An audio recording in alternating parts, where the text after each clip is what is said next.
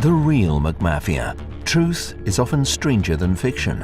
While Parliament considers what action the government should take to tackle the proceeds of Kremlin-connected corruption funneled into the UK, the people linked to the Russian criminal organizations are making themselves comfortable in London.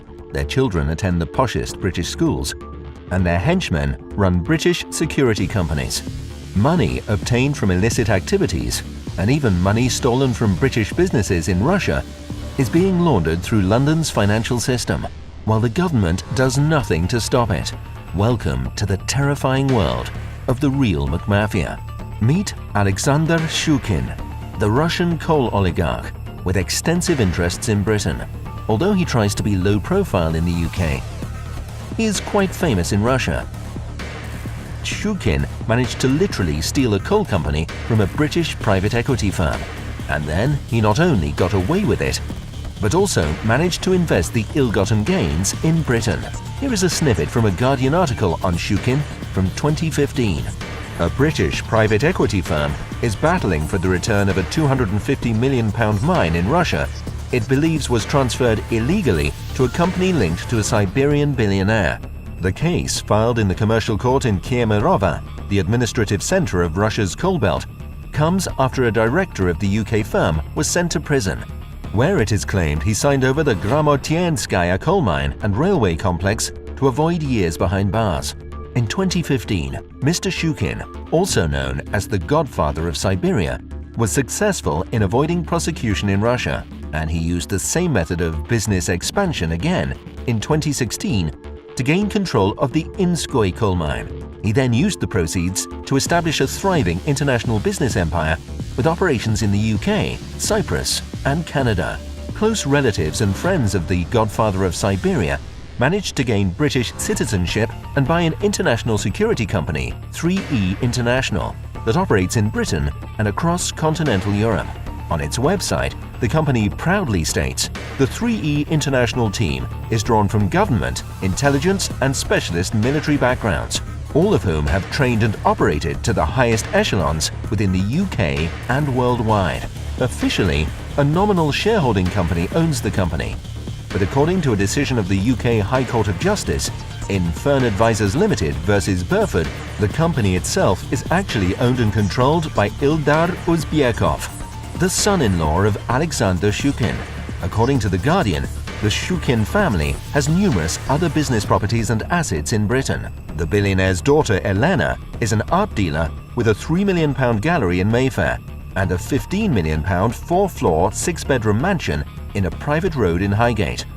Her husband, Ildar Uzbekov, has a clutch of directorships in Britain and recently bought the UK's largest ethical energy broker.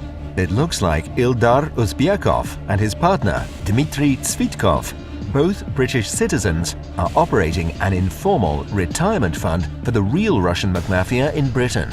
Despite the fact that Alexander Shukin was arrested in 2016 and is awaiting trial in Russia, his relatives and partners in Britain are doing just fine. Let that sink in. Two Russian nationals, who use a Cypriot offshore company to control a Russian coal mine illegally, taken from a British fund, were given British passports by the UK government. Not jail time, but British passports.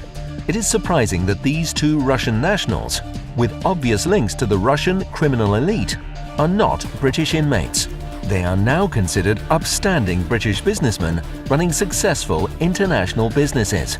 Dmitry Tsvitkov, the money manager of this criminal enterprise, is able to use his British passport and his British companies as a marketing tool.